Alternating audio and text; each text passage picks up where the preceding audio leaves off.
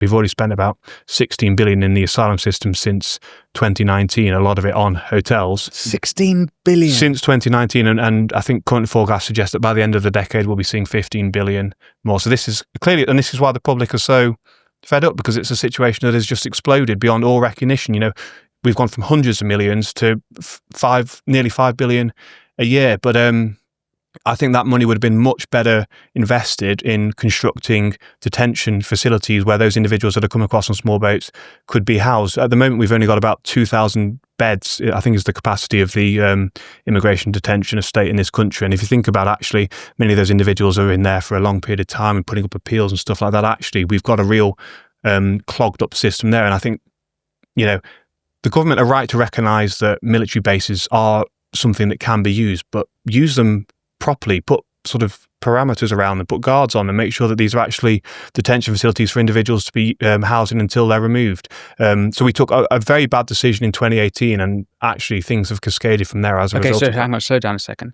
What happened in 2018? What was the decision? So that was when the decision to really explode the use of hotels first began, and then we saw a couple of years later large 10-year contracts being Who made awarded. that decision in 2018 It would have been... would have been Theresa May? I think it was either Amber. Yeah, it would have been under the Prime Ministership of Theresa May. It would have either been one of her many Home Secretaries. She got through quite a few. I think it might have been Sajid Javid took that decision in 2018. And the decision specifically was to rather than sort of look at the fact that you've got a few individuals you're housing in communities that have come here on small boats or in lorries, and to actually try and move away from that, to double down on the use of the embryonic use of hotels and to start awarding 10-year contracts worth hundreds of millions of pounds to private sector companies. And there was a fork in the road at that moment when these small boats first started. And I don't know if you remember, in 2018, actually, the first couple of small boats coming across was front page news. It was a big issue at the time. It was seen as a national security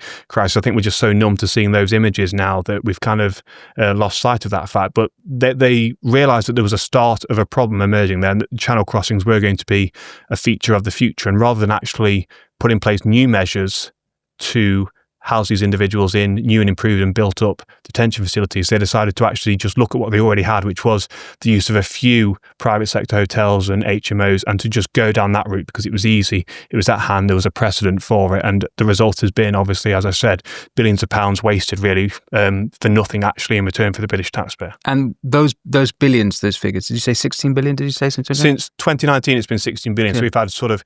And that just breaks down just for accommodation? No. Possibly. A large percentage of that is for the accommodation, but of course within that is, I think it's about 50-60% of that is on the accommodation element of it. But then there's also within that the welfare support that these individuals get, the 24/7 around the clock. If you don't like the food you've got, you can call a helpline and tell them that it's not sort of meeting your satisfaction. If you've got a problem with your roommate, you can call up, things like that. So there's those elements, there's the legal support, and there's other sort of administrative processes to go through as well. So it's the all-encompassing welfare bill. It's not just the hotels, but the hotels undoubtedly are a huge part of that. And so just to be absolutely clear then, that's just for illegally arrived asylum applicants?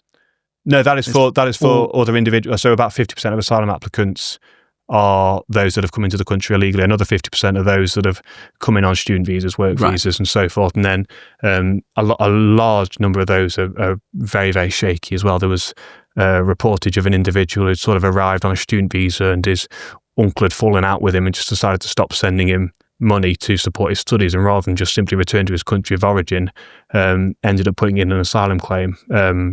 I don't actually know where that ended up. I think probably, I would hope that was rejected, but we just don't know with the state of the Home Office.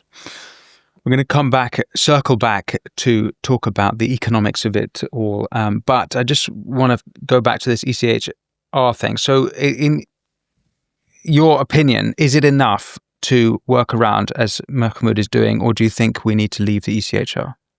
I have no conviction at all that the Home Secretary will be able to in any way reform the ECHR in a meaningful sense. I think it's a bit like the European Union. She's not claiming to reform it. What I think she's trying to do is work it's around implementation. it. No, she's to the way that Article 8 is implemented. She's trying to say that we're going to sort of reform our approach to that. I'm not convinced that will in any way actually bear fruit, especially when you consider the individuals that will actually be able to make judgment on some of those Article 8 claims are, of course, an immigration tribunal system that is chocked to the rafters with individuals who have backgrounds in human rights law and left-wing campaign groups and so forth. So I just don't think that will ever actually materialise. We've seen now so many prime ministers say that they're going to really grip this issue, and Theresa May really made a big song and dance about reforming the implementation of the ECHR and the Human Rights Act, and it just amounted to absolutely nothing. I'm convinced now that the only way to solve this problem is to leave the ECHR and the Human Rights Act, but also other international treaties that we in Britain seem to have a real peculiar habit of gold plating. So the Refugee Convention being one of them. The Refugee Convention places an onus on host countries, Britain, to make sure that measures are in place to ensure that asylum seekers are integrated and refugees are integrated into the community. That doesn't necessarily mean actually that you have to give them sort of full access to the welfare state. You don't have to give them full access to effectively the settlement that many legal migrants aspire towards. Unfortunately, in Britain, we've interpreted it as meaning that refugees effectively, once they're in the country, won't be returning home, and that every step needs to be taken to sort of encourage them towards that settled status, and then actually from that naturalisation as well. So the other part is the Human Rights Act, which was brought in 2005, and is she, if I understood this correctly, that she's trying to work around this act?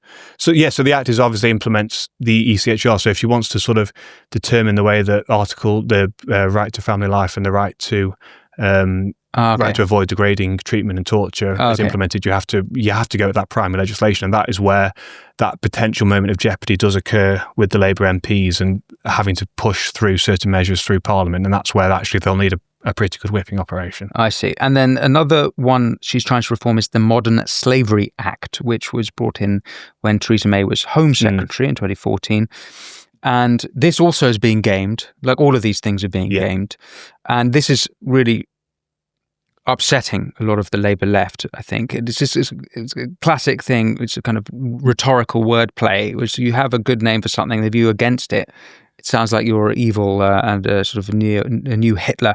But so to be against the Modern Slavery Act sort of implies that you are for slavery. Well, and this is how it almost feels Orwellian. Sort of terms are applied to things, and probably a lot of them are drafted with the very best of intentions. I think Theresa May did spot that there was a certain problem with individuals ending up in really unsavoury and dangerous working relationships with their employers, having arrived illegally. But actually, what you've ended up giving them is just another route that, if you're canny enough, or if you have the right support network, or if you have the right access to lawyers, there will be workarounds. And, I think the Modern Slavery Act actually was a bit of a sort of hastily cobbled together piece of legislation, because Theresa May really wanted to sort of tackle this in 2014. And unfortunately, what we've seen really since 2014 is a huge number, an ever-increasing number of appeals made under its auspices.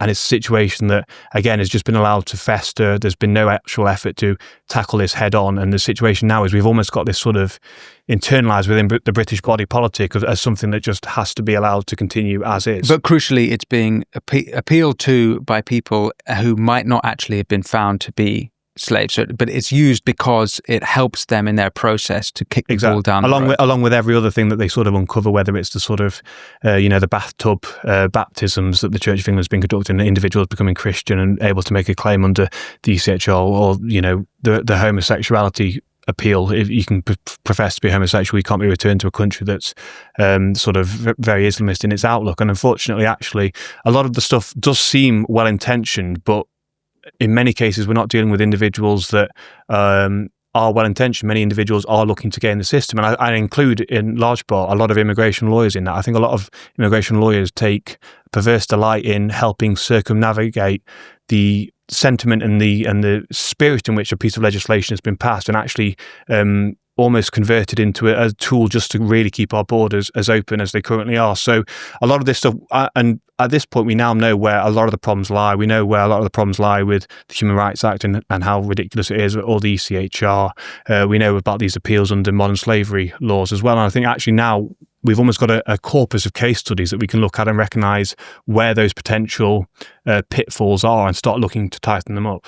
Thanks for watching this clip from the Winston Marshall Show. You can click here to watch the full episode, and for more clips like this one, don't forget to subscribe. And as always, be well.